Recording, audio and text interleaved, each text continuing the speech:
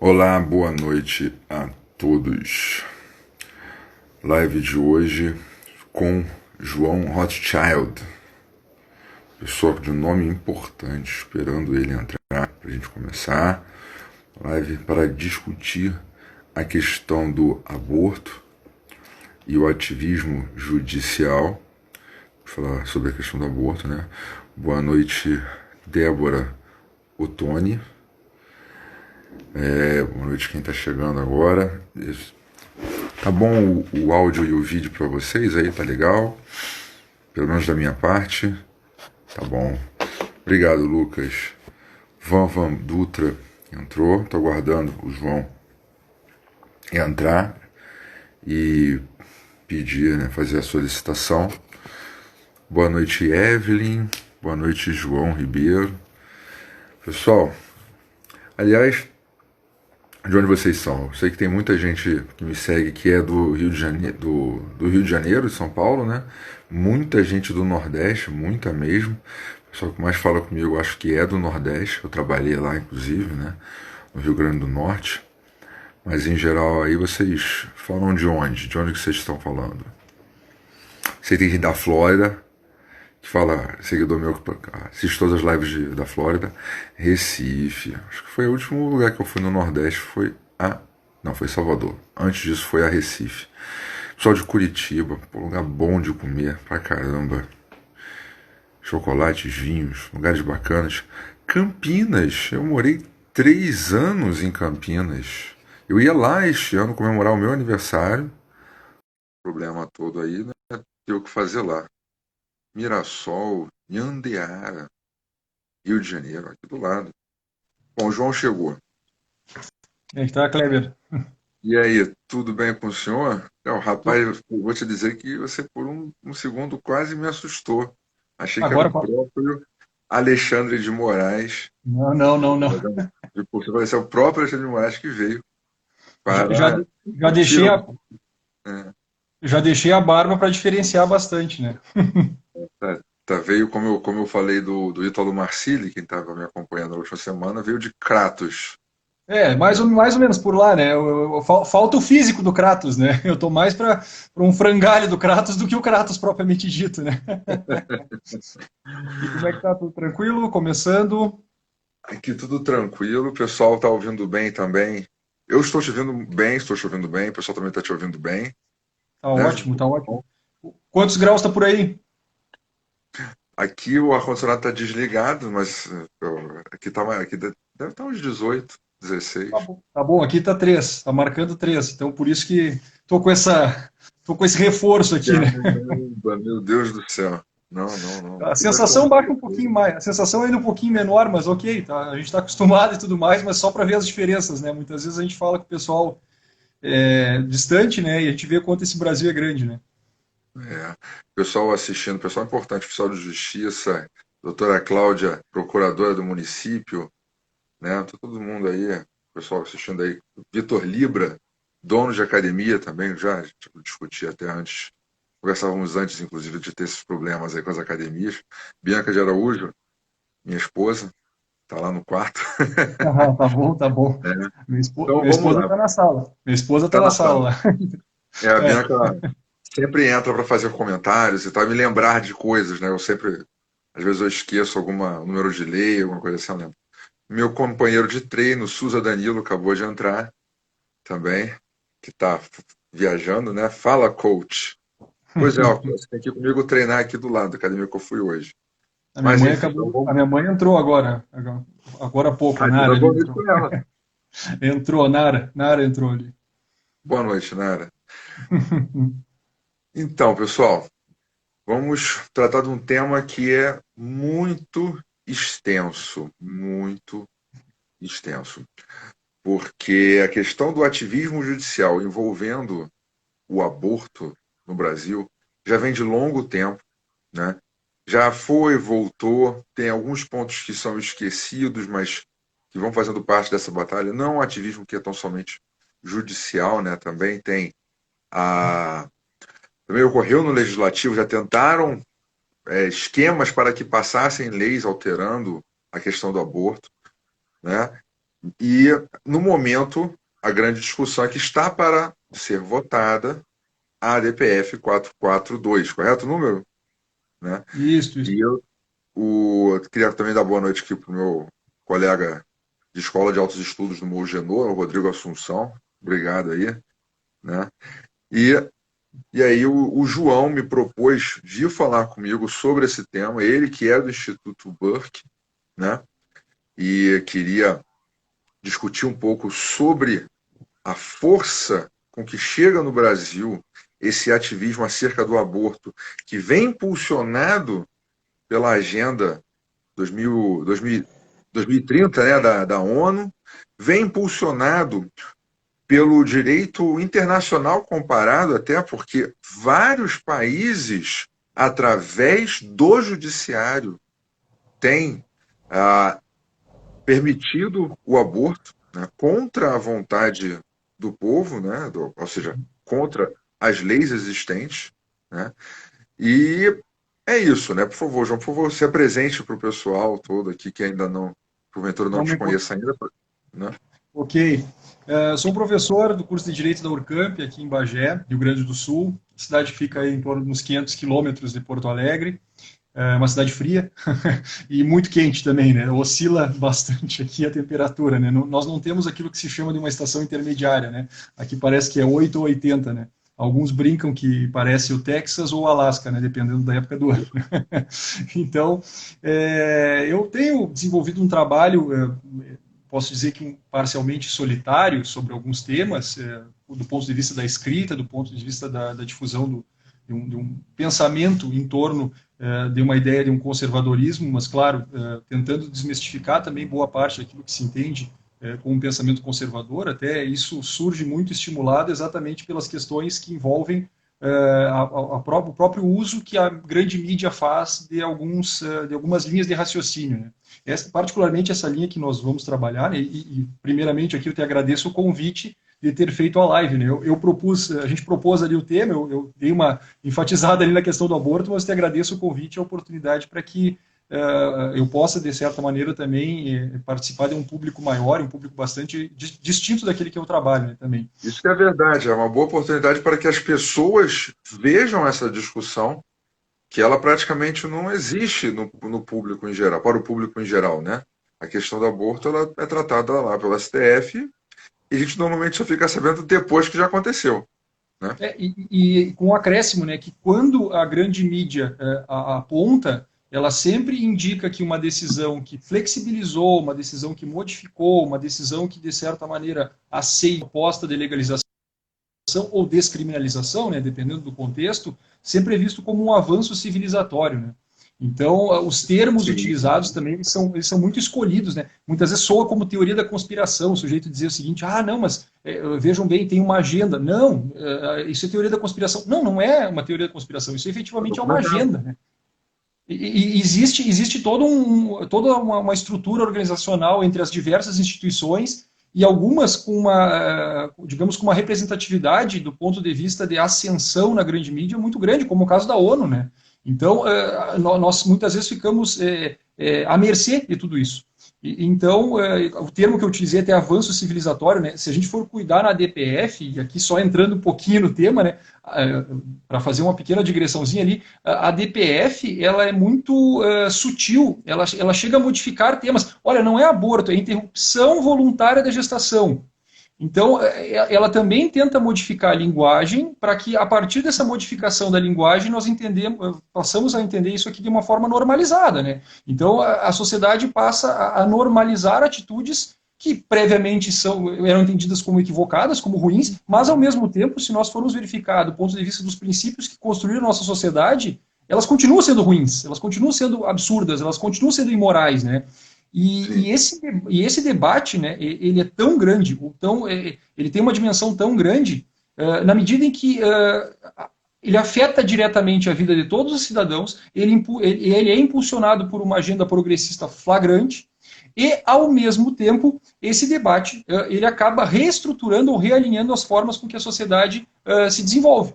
Então, ele não é um debate essencialmente, eu brinco, né, não é um debate somente jurídico. Ele não é um debate. O meio jurídico talvez seja o último ponto a ser atingido para que aí sim seja feita a modificação.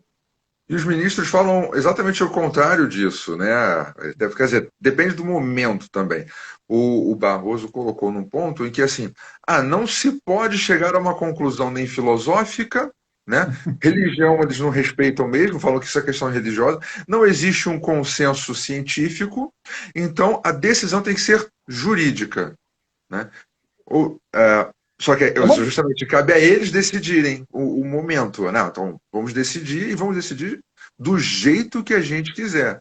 Né? Porque quando você pega 3 meses, por que 3 meses? Porque em vários países são assim. Uhum. Então é o momento, é a questão paulatina. No momento eles querem 3 meses. E quando mencionou essa questão do momento, né, há pouco mais de uma semana atrás, ou menos de uma semana, agora não me recordo especificamente a data, o ministro Luiz Fux, que vai assumir a presidência em setembro do Supremo Tribunal Federal, ele não declarou, a Folha de São Paulo noticiou que o ministro teria um determinado posicionamento sobre duas temáticas, uma delas que a gente está trabalhando aqui, o aborto, e outra seria a legalização de drogas. Então, não é uma declaração dele, mas é uma reportagem da Folha de São Paulo, em que ela diz que o ministro Fux, dado a situação da pandemia, vê bem, uma questão política, sociológica, mas não é jurídica, mas dada a questão da pandemia e dada a questão da crise econômica que está sendo gerada em razão dessa situação, ele não vai encaminhar para o plenário situações que envolvam o aborto ou situações que envolvam a legalização de drogas. Com a seguinte alegação final, de acordo com reportagem da Folha de São Paulo, ele poderia gerar uma fratura, uma crise institucional com o bolsonarismo. Então, a gente enxerga de forma muito flagrante a política se inserindo diretamente dentro do Supremo Tribunal Federal. Até porque se fosse um direito mesmo, e se o Supremo Tribunal Federal se propõe a ser o guardião da Constituição, e cada ministro tem que guardar a Constituição, por assim dizer, e se nós temos que proteger ou dar voz às minorias, porque todos os ministros entendem que o Supremo Tribunal é um poder contra-majoritário, né? Ou seja, ele não está adstrito às questões da maioria da democracia. Então, se ele é um direito, se ele é contra-majoritário, e se tem pessoas que estão sendo ofendidas, o bolsonarismo não seria impedimento algum. Então, o meio jurídico responderia por si próprio, mas o problema não é jurídico. O problema é político, ele é moral, ele é sociológico. Você vê que eles realmente estão escolhendo o momento para julgar isso. Né? Isso tem sido bem paulatino. Recentemente, foi extinta uma ação em que se pedia que não fosse crime o aborto na época, né? O negócio já está ultrapassado até, na época da Zika, que se entrou com uma ação para que se permitisse aborto de todas as mães que tivessem filhos, né, que estivessem grávidas, né, e contraíssem a Zika, porque havia uma probabilidade, né? Você vê, eles lá atrás empurraram o carrinho com a anencefalia, porque eles falaram assim, na anencefalia não tem como, então vamos botar aqui o que chama aquela teoria do pé na porta, que o Maquiavel, o pedagogo, descreve, né? É o pé na porta. O cara bota o pé na porta e segura. Não, vamos deixar só passar isso aqui. Isso aqui ninguém vai discutir. Deixaram passar. Então, mas agora vamos para as situações em que pode ser que venha uma criança defeituosa, né? Ou seja, já votou o Eugênio. Como eles viram que não iam conseguir discutir, houve uma mobilização forte da Igreja Católica. Eu compartilhei coisas na época, eu fiz live na época sobre isso, né, traçando todo o panorama lá da janela de Overton, como eles foram fazendo esse deslocamento, né, para tentar cada vez mais o aborto. Né? Aí o que eles fizeram? Não vão julgar, porque se julgar, gera o precedente. Não é um poder julgar. Então eles pegaram, quem entrou com a ação? A Associação de Defensores Públicos não tem legitimidade porque falta pertinência temática. É um problema processual, não é que faltasse pertinência temática, é que eles não queriam julgar naquele momento. Entendeu? O objeto já tinha se perdido, deixaram o negócio lá parado um tempão, não tinha mais nenhum feto ali para ser julgado naquele momento, né? Mas era o que eles poderiam julgar. Mas não julgaram.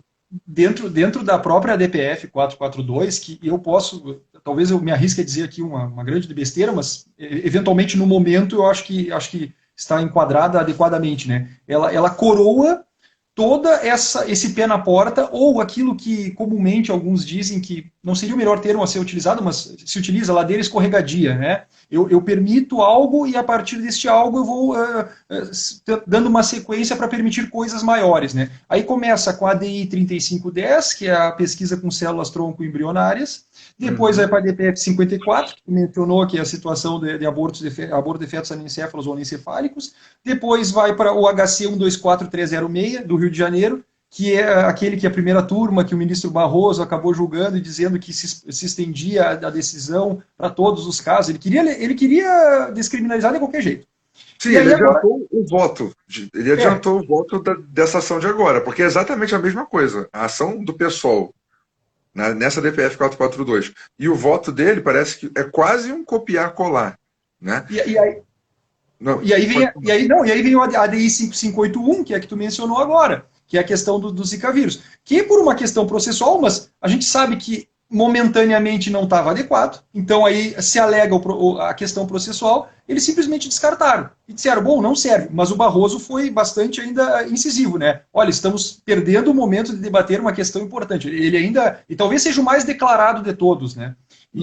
Claro, é aquela velha política da ladeira escorregadia, né? E que muitas vezes alguns dizem também, não, isso é um erro falar em ladeira escorregadia. Bom, mas os exemplos, eles existem aos montes, como se diz, né? No mundo inteiro sobre situações nesse sentido, em que tu permites alguma coisa, vai permitindo outra, tu vai normalizando o absurdo. Então, o Supremo Tribunal Federal se comporta de forma absolutamente política. Até porque eles falam em 3 meses por uma questão que eles decidiram, porque você vê que os argumentos servem tanto para do primeiro mês até o último mês, a maioria deles servem, e na verdade já serve até para aquelas novas defesas do aborto, né? Porque o aborto, boa parte dele é defendido por questão de eugenia. Né? Primeiro microcefalia, depois Zika vírus. Eles fazem muito isso do defender o aborto por eugenia. Né? E aí, nessa mesma linha, já estão falando, olha, se vai abortar por eugenia, tem muitas doenças que só vão aparecer até os 2 anos de idade. Então, por que não permitir o aborto até os 2 anos de idade? Né? Eu não consegui achar nenhum país ainda, parece que na Europa que estava bem avançada essa discussão, mas eu não descobri ainda nenhum país que permita o sacrifício de eugênio de crianças até os 2 anos de idade. Mas o argumento é basicamente o mesmo, né? É uma tortura para a mãe. Né? A gente trazer direito à tortura. Direito não, né? A vedação de tortura para justificar o aborto. Né? Eu colei lá no meus stories algumas coisinhas assim, né? Os princípios, assim, fala assim, como assim, direito à vida? Está defendendo o aborto por causa do direito à vida? Como assim? E claro, tu é um cara que lida na prática com algumas questões, né? Eu lido, digamos, de forma colateral, quando a gente enxerga, por exemplo, dignidade da pessoa humana, né? A gente enxerga de forma muito clara, né? A gente sabe que dignidade da pessoa humana, nós que lidamos com direito, é uma carta, como se fosse um coringa, né? Ela serve para todo e qualquer tipo processual que tu imaginar com relação a qualquer coisa que tu simplesmente resolver colocar no papel. E, claro, já com a perspectiva de que o Supremo Tribunal Federal possa ser o locus central de análise dessas questões. Né? Obviamente, né, dentro dessas questões que tu mencionou de eugenia, é bem salutar aqui, ressaltar a questão de síndrome de Down, com relação à questão que envolve já a Europa e Estados Unidos. Né? Existem alguns dados até 2017, eu tinha compilado esses dados, até 2017, parece que na Dinamarca, somente 4 bebês com síndrome de Down nasceram.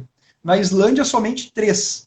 No Reino Unido, a cada mulher que é informada, a cada gestação que é informada, cerca de 90% das mulheres optam pelo aborto. Na França, 77%, e nos Estados Unidos, 67%. Na Alemanha, parece que metade das mulheres optam pelo aborto, quando se descobre que o bebê, eu vou chamar bebê, tá? A pessoa que está, o ser que está sendo gerado, não é uma coisa ou não é algo, como diz o ministro Celso de Mello em um momento de uma decisão, né? Não é algo, mas o ser que está sendo gerado ali, o ser humano que está sendo gerado, quando ele tem síndrome de Down, então, alguns países já entenderam isso como absolutamente normal. Eu fiz uma compilação de dados, né? Parece que no Reino Unido cerca de 775 bebês nascem, né? Com essa anomalia. Se nós multiplicarmos isso, nós vamos chegar a quase 7 mil bebês com síndrome de Down abortados. Ou seja, são 7 mil pessoas com síndrome de Down que seriam descartadas. Só um momentinho, por favor. Não, tem problema, tem Tá problema. carregando. Tá carregando lá no quarto. Tá ok. Mas então, continuando. Fala o que você estava falando que eu tive que pegar uma água aqui. Não tem problema. Seria algo em torno de 7 mil bebês, não chega bem a 7 mil, mas 7 mil bebês abortados com síndrome, ou fetos ou embriões, seja lá, o termo que a gente for utilizar, dependendo do estágio em que se disser, né, que não vem à vida em razão da síndrome de Down. Bom, Zika vírus seria mais um passo aqui no Brasil, né, dado o contexto que a gente tem, que tinha aqui, né, agora não temos, né, é o momento, como tu mesmo mencionaste, né, mas, claro, diante de algumas circunstâncias, com o avanço da ciência, a eugenia poderia ser feita de uma forma muito clara. Suponhamos uma criança com algum déficit de atenção em alguma situação. Olha, não quero, descarta. Joga fora, não interessa esse tipo de situação. Alguma criança que eventualmente não consiga, seja disléxica, não consiga aprender. Não vai ter incapacidades, ela vai sofrer, eu também vou sofrer enquanto pai, enquanto mãe, então descartamos. E essa forma de pé na porta ou de ladeira escorregadia, que é algo muito trabalhado na filosofia, é algo que incomoda muito o direito. O direito não se utiliza disso, porque normalmente as políticas em torno do direito, e tu também bem sabe, né, como o direito foi dominado por uma linha de raciocínio próxima do progressismo, né, muito próxima do progressismo. Então, é bondade, Sônia. O Dworkin é citado pelo Barroso, né, é citado na inicial do PSOL, né, é citado pelo Moro naquela ação dele, em que ele fala, naquela tese dele de doutorado, ele cita o Dworkin, né, e um dos casos que ele cita de avanço é justamente a questão do aborto. Eu não sei se você sabe, ou se os meus seguidores pegaram a live da época em que eu comecei a analisar a tese do Moro, mas ele defendia que a agenda de direitos humanos dele, a revolução dos direitos que ele pregava, podia ser feita através da Secretaria de Justiça. Secretaria de Direitos Humanos dentro do Ministério da Justiça. Então, ele era o ministro da Justiça, né, e ele só não fez a revolução de direitos, através da Secretaria de Direitos Humanos, buscando aborto, buscando todos essa agenda progressista que ele defende lá na tese dele, porque era o Bolsonaro.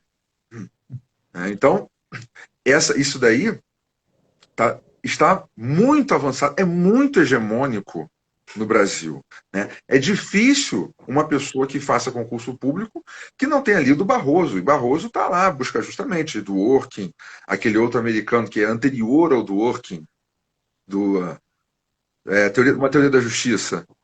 John Rawls. Do Rawls e tudo mais. Quem é que vai fazer um concurso para juiz, promotor, procurador do Estado, que não leu os 3 livros do Barroso? Né? O Barroso, claro, ele dominou o espaço acadêmico com uma produção de conhecimento que adaptou muito, importou muitas teorias de um direito norte-americano que está muito próximo dos desejos dessa massa de intelectuais progressistas que querem aplicar essa agenda no Brasil, né? Então ele foi talvez muito perspicaz também, ele enxergou esse nicho muito específico e, claro, adaptou esses autores, né? Quando tu mencionas John Rawls, né? Eu estudei muito John Rawls também, estudei muito do Dworkin, claro, não compartilhando, não comungando do pensamento deles, mas para entender também o que eles pensam, de que maneira eles trabalharam.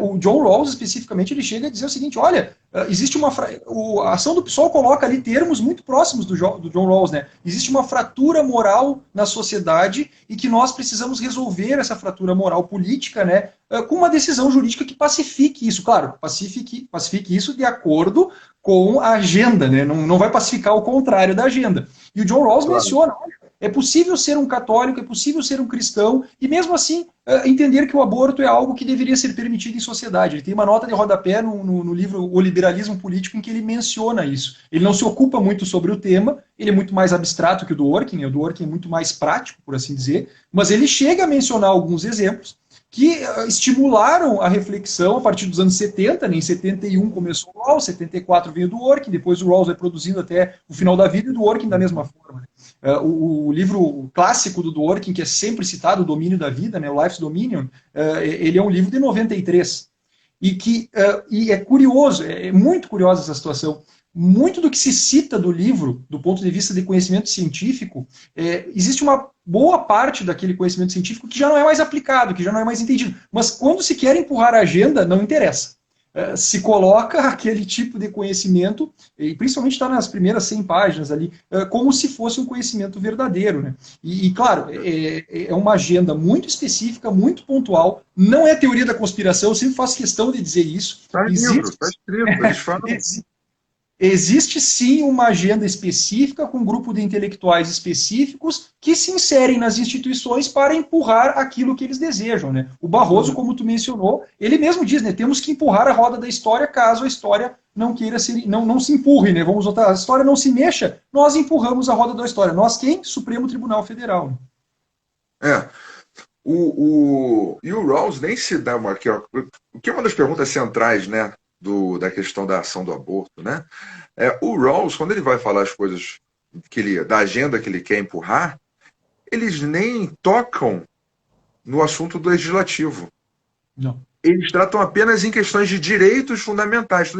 Eles mostram, fica claro para quem está lendo aquilo, e não é um leitor mais atento, fica parecendo que a única forma de alcançar aquele direito é através do judiciário, das Supremas Cortes. Né? É a forma correta, é a forma adequada. Ninguém pensa assim, mas por que isso não é alterado pelo legislativo? Né? Então você pega nessa situação como a da ADPF 442, que é um partido que praticamente a única função dele é ir provocar o Supremo. Porque assim, no legislativo é uma nulidade. Ele tem uma representação pífia, representatividade pífia lá. Às vezes tem 1, 2, 3 representantes nas casas, só o suficiente para que eles possam entrar com as mais diversas ações, né? Demonstrando que é justamente para fugir da democracia, fugir do debate, porque eles sabem que não tem como conseguir passar uma discussão como essa no STF. É uma coisa, inclusive, que liga a situação que a gente está passando hoje em dia, você falou aí da pandemia, né, das medidas draconianas e tudo mais. Né? Olha só que interessante. Por que se manda todo mundo usar máscara? Por que se manda todo mundo fazer lockdown, não sair de casa e tudo mais, mesmo sem comprovação científica? Porque existe o risco de que você pegue a doença, existe o risco de que a corrente certa é aquela que diz que máscara funciona, que lockdown funciona, que hidroxicloroquina não funciona. Então, eles até trouxeram aquele princípio horroroso do direito ambiental, do princípio da precaução. Então, pelo princípio da precaução, vamos seguir todas essas recomendações da OMS, ainda que não tenha fundamentação científica nenhuma, conforme as próprias pesquisas que eles colocam, que a OMS junta. Agora, vamos trazer isso para a questão do aborto. Uma coisa que o Olavo de Carvalho fala com relação ao aborto, que eu acho que esse é um argumento matador, é a seguinte: vocês estão discutindo quando começa a vida. Ninguém sabe, então, se já é vida, se não é vida, se é ser humano ou não é ser humano. Né? Ser humano é óbvio que é, mas, enfim, se é vida ou se não é vida, a partir de que momento? Gente, na dúvida, não mata. Princípio da precaução. Exatamente. Mas o princípio da precaução só serve para quê? Quando é para adiantar uma agenda, quando tem algum interesse, quando uma situação dessa que seria óbvia, a aplicação do princípio da precaução, fala assim, não, a gente não pode, vamos deixar para o legislativo. Né? Eles tinham que definir, a decisão tinha que ser assim. Não vamos decidir nada sobre isso, porque a gente não tem legitimidade democrática, isso não cabe para a gente. E é justamente isso que o Procurador-Geral da República fala na DPF 442. Eles tomaram uma trauletada nessa DPF 442 porque veio Senado dizer que era contra, não cabia a eles decidir. Não era nem caso de pedir liminar. O pessoal pediu liminar 2 vezes para falar, não, descriminaliza enquanto vocês estão pensando, para ver que é aquela história. O partir do momento que descriminalizou na liminar, por que eles voltariam atrás na decisão final, na estratégia? Né? O Congresso falou, não tem. Congresso, né? Senado falou, Câmara falou, não tem pressa, a lei está aí desde a década de 40, a Constituição de 1988, a DPF foi regulamentada na década de 90. Não tem pressa nenhuma para decidir isso, para dar liminar acerca disso. A AGU, não sei qual AGU que foi, mas por incrível que pareça, defendeu a constitucionalidade da norma, que é algo que, depois que o Gilmar Mendes acabou com a função da Advocacia Geral da União nas ADPFs e ADIs. Né? Ele falou, você pode fazer o que você quiser, você é outro PGR. Acabou com a função do AGU. Né? E o PGR, a Procuradoria-Geral da República, a instituição, né? Não o procurador em si, mas o órgão Procuradoria-Geral da República, recebeu um documento da Débora Duprá, Procuradora Federal dos Direitos do Cidadão, que se encontra na internet. Eu hoje pensei assim, pô, vou dar uma olhada. Achei, por acaso, dela trazendo todos os argumentos para que a Procuradoria-Geral da República se manifestasse integralmente favorável ao pedido da ação. Integralmente. Assim, quase mesma coisa que estava na inicial do pessoal. Né? Aquela jogada combinada, quase. E a Débora Duprá altamente vinculada a toda uma pauta ideológica que nós bem sabemos, né? Aí não basta acompanhar tudo que ela falou, tudo que ela disse, tudo que ela escreveu, tudo que ela produziu, que nós temos essa noção bem clara, né? Recentemente, quando ela saiu, acho que mais de 300 procuradores também aplaudiram também o trabalho dela. Eu imagino que todos comungam também, né? Todos comunguem da mesma perspectiva. Né? Eu fico imaginando. Se você para para pensar que 300 é mais ou menos um quarto do Ministério Público Federal. Eu fico imaginando. Eu imaginava que era um quinto. Tiveram vergonha de assinar. Mas talvez comum. Mas enfim. Pensa assim. A antiga Procuradora-Geral da República mandou um outro integrante da PFDC participar das audiências públicas que ocorreram na época. Outro, não sei se ele, na verdade, eu não sei se ele é integrante da PFDC, mas que comungava das mesmas ideias da Débora Duprá. Correto? Então, se essa manifestação tivesse saído antes do Aras entrar, teria sido naquele sentido. Que por isso que foi feito esse documento da PFDC. Mas aí o Aras entrou e fez diametralmente oposto, inclusive elencando todas as posições científicas, né, de quando, a partir de quando que há uma vida, né, de quando há um ser humano ali. Né, a posição genética, compartimento da junção, vários posicionamentos, e basicamente seguir o princípio da precaução. Né? Se a gente não sabe, como é que vocês vão decidir uma questão jurídica que não é jurídica? Né? No máximo que você pode fazer é aceitar o legislativo decidir acerca disso, mas de modo algum o judiciário. Né? Então trouxe lá o princípio da autocontenção e tudo mais. Né? Então não existe no momento, nada que induza a uma votação favorável à procedência da ação, né, nesta ação. Né? O momento político não aceita. Não aceita, né? Tu mencionou Tu mencionou a questão da... Oi.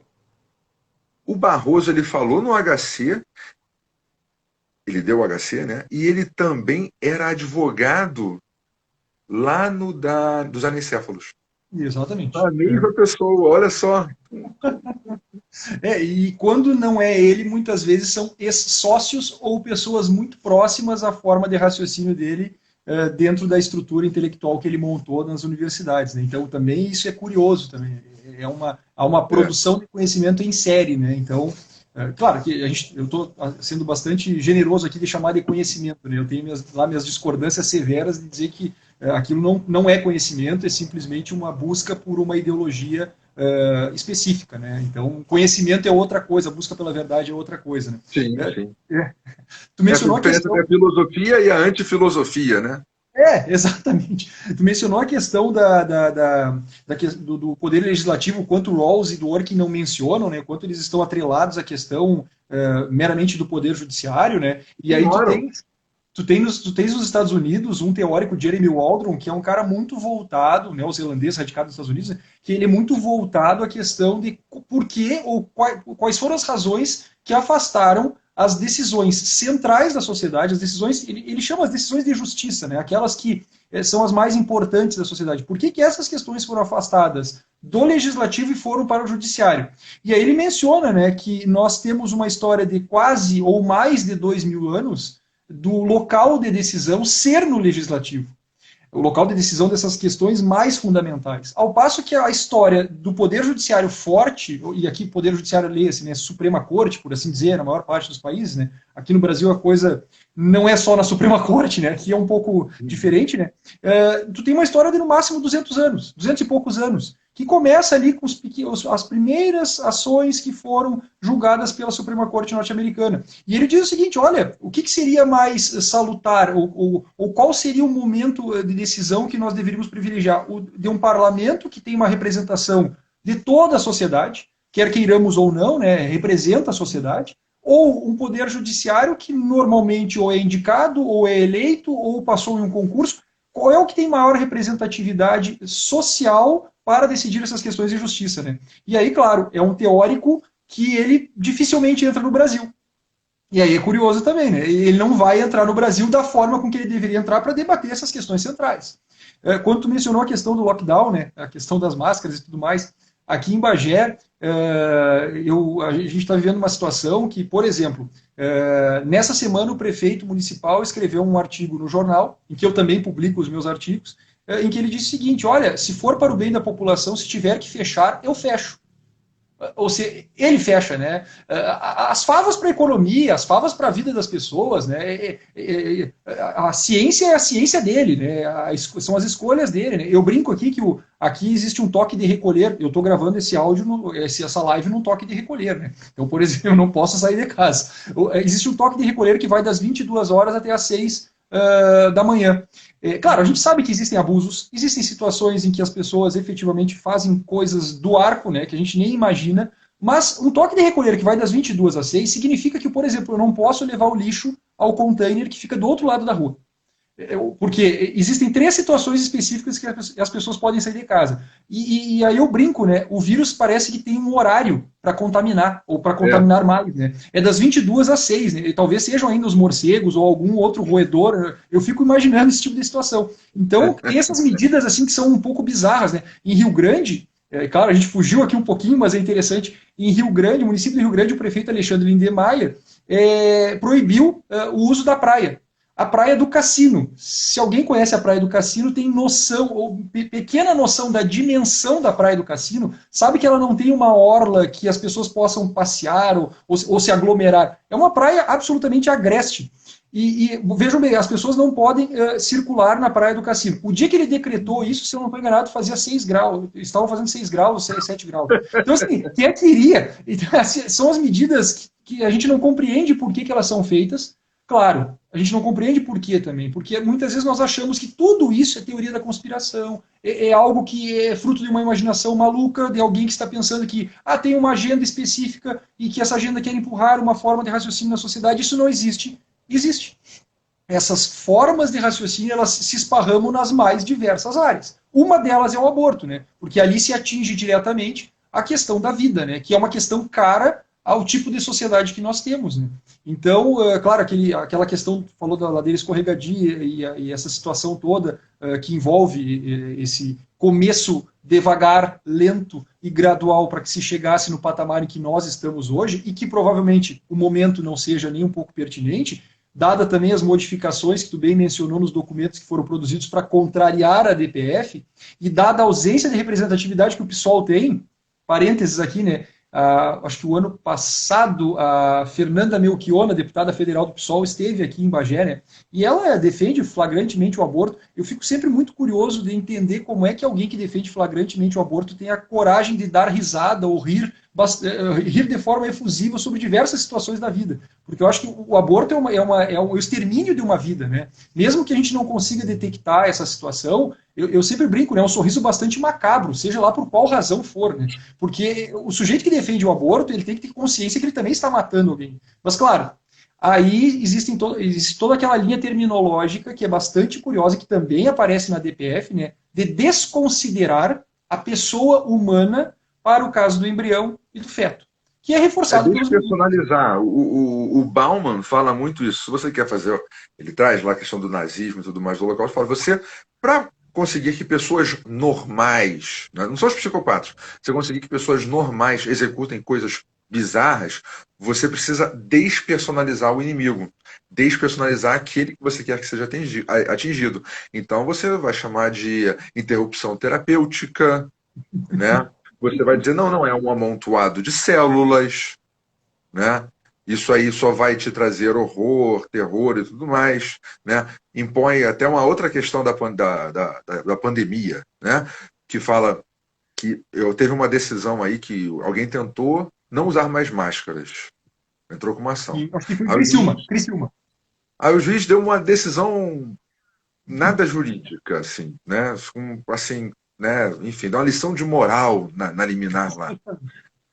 Enfim, mas o interessante é que eu fiquei até sabendo que as pessoas que estavam comentando, muitos ali eram servidores do Tribunal de Justiça.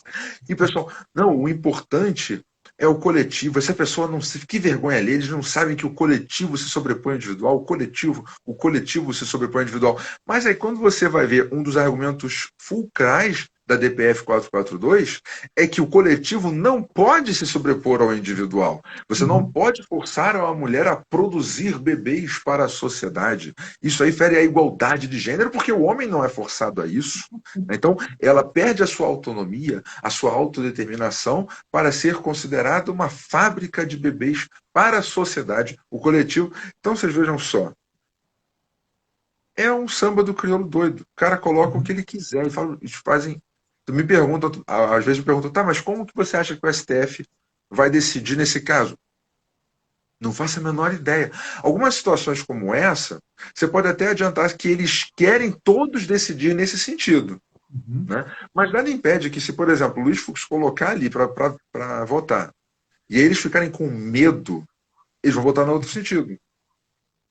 Até porque eles podem perder parte da vida, da liberdade da vida civil deles, dado o contexto de uma decisão polêmica, né? A gente pode lembrar algumas situações do Gilmar. Esse problema, né? O Gilmar tem esse problema.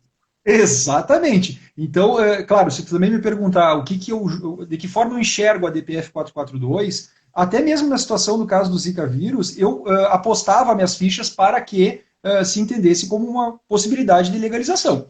Claro que a questão processual, o momento, modificou toda a dinâmica. Né? Não existe um padrão, né? Digamos no termo técnico, né? Não existe segurança jurídica nesse caso. Né? A gente não sabe o que vai acontecer, a gente não tem ideia. Não existe uma história contada para que se chegue naquele patamar e se entenda, olha, dado aquele contexto, nós vamos chegar nessa situação. Então, isso, ou pelo menos essa situação específica que tu mencionou, né, da modificação que o Supremo faz diante de casos concretos ou casos específicos, gera uma insegurança enorme com relação ao processo de decisão. Né?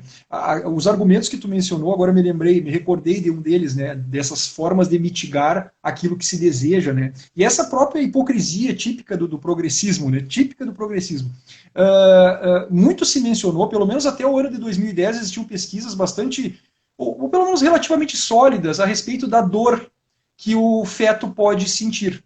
Então, dado o contexto de ausência de dor, seria interessante, então, que se permitisse, né? Não tem dor, a perspectiva era essa, né? Sem dor, então vamos permitir. É uma questão ali que envolve o córtex cerebral e sem problema algum. Ok. E aí se dizia que até a 24ª semana, como um marco, né, dado que o contexto de desenvolvimento ainda não era pleno, poderia-se permitir o aborto. Claro que no Brasil a gente estava falando 12ª, né, mas então mundialmente se entendia como 24ª. No início deste ano, 2 pesquisadores, um britânico e um norte-americano, chegaram à conclusão, dados os avanços que a medicina está fazendo, de que na 13ª semana já é possível sentir dor. Então, eles já reduziram da 24 para a 13ª. Porque eles chegaram a algumas conclusões, dado o desenvolvimento que outras partes do cérebro, semelhantes àquela que produziria dor, também já foi gerada até a 12ª semana. Um desses pesquisadores é favorável à legalização do aborto, o outro não. Só que ambos assinaram o artigo e ambos diziam o seguinte no artigo, olha, dado esse contexto, nós, então, recomendamos que todas as práticas abortivas sejam feitas sem dor. Então, vejam, eles reforçaram a agenda, descobriram situações novas, mas reforçaram a agenda dizendo o seguinte, olha, então vamos eliminar a dor. Se o problema, então, agora é dor, eliminemos a dor para fazer exatamente o que nós desejamos. Né? Então, esses momentos também de descobertas da ciência que com o passar do tempo vão ser cada vez mais precisas, cada vez mais objetivas com relação àquilo que a gente não consegue enxergar ainda, elas também vão influenciar o debate, de uma maneira ou de outra, né? É claro que sempre vai se achar uma alternativa, né? Era 24 semanas, passou para 12ª, 13ª, ok, mas então vamos eliminar a dor. Tá, resolvemos o problema de novo. Então aí vamos avançar ainda mais, né? Então, essas situações, esses debates científicos, eles também permeiam a DPF não entra muito nisso, né? Ela fica mais na questão da pessoa. Só vou acrescentar um detalhezinho, antes até de passar a fala, que eu não quero perder agora o momento. É interessante verificar que a vida é um conceito que é pouco falado hoje em dia. Eu estou cuidando desse debate, assim, ano após ano, cada vez mais a ideia de vida é suprimida do debate. Cada vez mais é acrescentada a ideia de pessoa.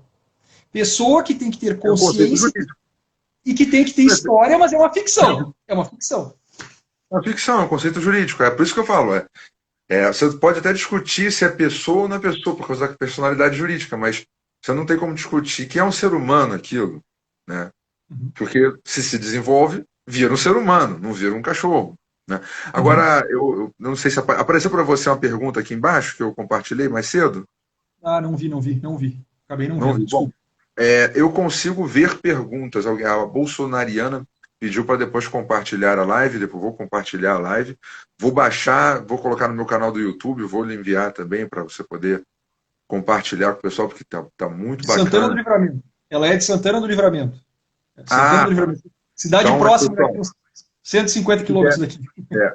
Como a conversa está muito agitada aqui, se tiver perguntas, cliquem no botãozinho de perguntas, lancem as perguntas, que dando tempo, eu acho que não vai dar, porque faltam só 9 minutos aqui, pelo que eu estou vendo, a gente tenta responder o que aparecer. Mas, voltando aqui o tempo, eu até tinha anotado os negócios, porque é muita coisa absurda, né? A gente poderia fazer todo um curso apenas analisando as impropriedades da inicial do PSOL, do voto do Barroso. Ele chega a trazer lá o imperativo categórico, porque ele se diz o kantiano, né? Ele vai lá, porque o imperativo categórico diz isso, tá? E o bebê? Né? Ou então a vida da mulher, a vida tá aí, mas se o feto for feminino? Isso aí é uma coisa que o pessoal sempre fala, né? E se o feto for feminino? Ele vale menos, né? Só do que a mulher, né, com personalidade, né, enfim. E esse debate que tu mencionou agora do Barroso, sobre os votos do Barroso, né, é curioso como o movimento feminista pouco fala pouco critica o Supremo Tribunal Federal, mesmo que tenha uma maioria masculina, uma maioria do sexo masculino. Por quê? Porque muito do movimento feminista hoje em dia fala pelo menos a questão do lugar de fala no tema do aborto, né? Ou seja, eu só posso falar sobre um tema se eu comungo daquela ideia que o entendimento dessa maioria, dessa minoria ruidosa compartilha, ou se sou mulher. Mas se eu sou mulher e falo algo distinto, eu já sou criticada, e se eu sou homem e falo algo distinto, nem se fala. Então, o movimento feminista, muitas vezes também, ele não tece tantas críticas ao Supremo Tribunal Federal, porque sabe que, em alguma medida, no momento em que eles forem instigados a julgar, há uma probabilidade grande de que eles se pronunciem favoráveis a essa situação. Tu acabou mencionando a questão do Luiz Fux, né? Luiz Fux, numa entrevista em 2018, ele chegou a mencionar o seguinte: olha, o aborto é uma questão que deve ser debatido no parlamento, ok. Mas se eu for questionado, João, qual o nome do autor neozelandês do livro? Estão perguntando aqui para mim. Jeremy... você também. Agora apareceu. Eu vou parar. Jeremy Waldron, W-A-L-D-R-O-N. Jeremy Waldron, tá? Depois eu passo o nome do livro, de repente eu pego ele aqui atrás e mostro a capa aqui. Se não pegar, depois pode me enviar ali, me adiciona no Insta ali que eu passo ali tranquilamente. Então, essa situação ali que envolve essa omissão, por assim dizer, do movimento feminista, que a grosso modo, eles querem empurrar essa agenda de qualquer jeito, né?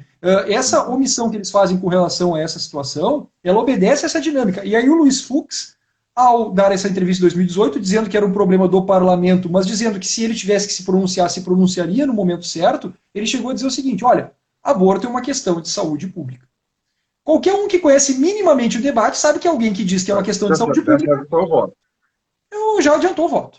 Então, a gente compreende essa dinâmica por entrevistas, por pequenas declarações em artigos científicos, por livros publicados. Então, tu começa a extrair todo um conjunto de conceitos e determinações que já estão dadas, já são prévias, e antes do momento da indicação desses ministros, o que é mais curioso ainda. Porque aí já se sabe, do ponto de vista político, como é que eles vão se pronunciar sobre tais pautas. Né? E, claro, aí se joga a nuvem de fumaça do direito. Né?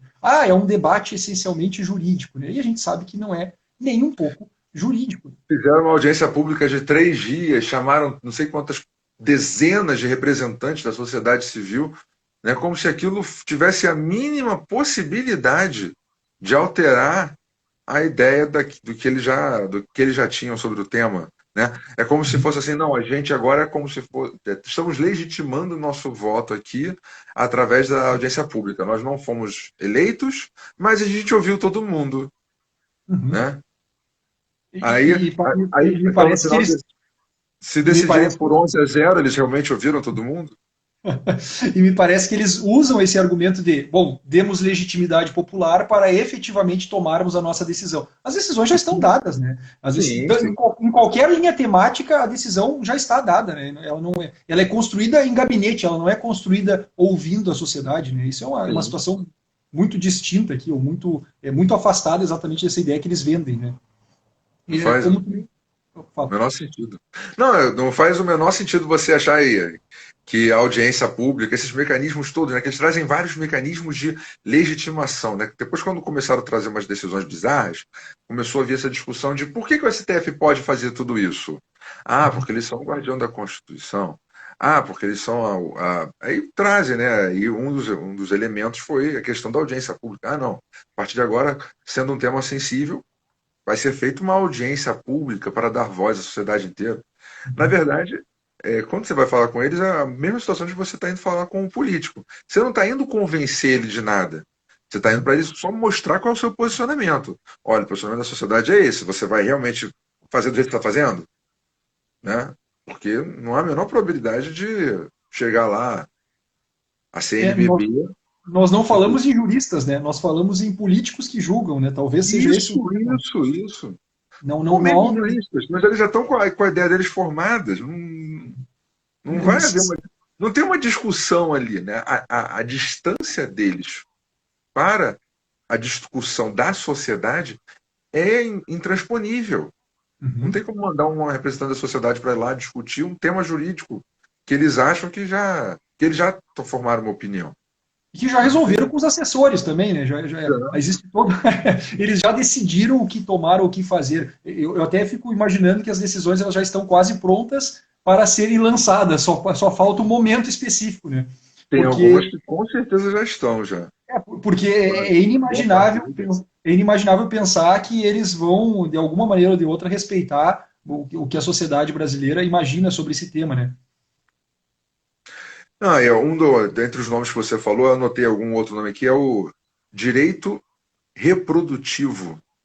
Gente, direito de não reproduzir é direito reprodutivo? Né? Direito à formação da família, que eles colocam planejamento familiar para crianças. Só que isso aí é uma mentira. Fala meninas, né? Fala meninas. Fala para meninas. Só que se uma menina faz sexo, é estupro de vulnerável. Já está previsto na lei que ela pode fazer aborto. Então ainda tem essa. Ainda estão empurrando uma outra agenda, que é o direito das crianças ao sexo. Isso. E que nós, parece que a ação do PSOL não quer dizer isso, né? Mas está lá o termo, meninas. Então, na primeira página. E fala assim, mulheres, acho que é adolescentes, meninas. E meninas. Né? Poderia ter parado nos jovens, né? Jovens e adultas, porque aí ficava meio ambíguo. Eles poderiam ainda dizer, né?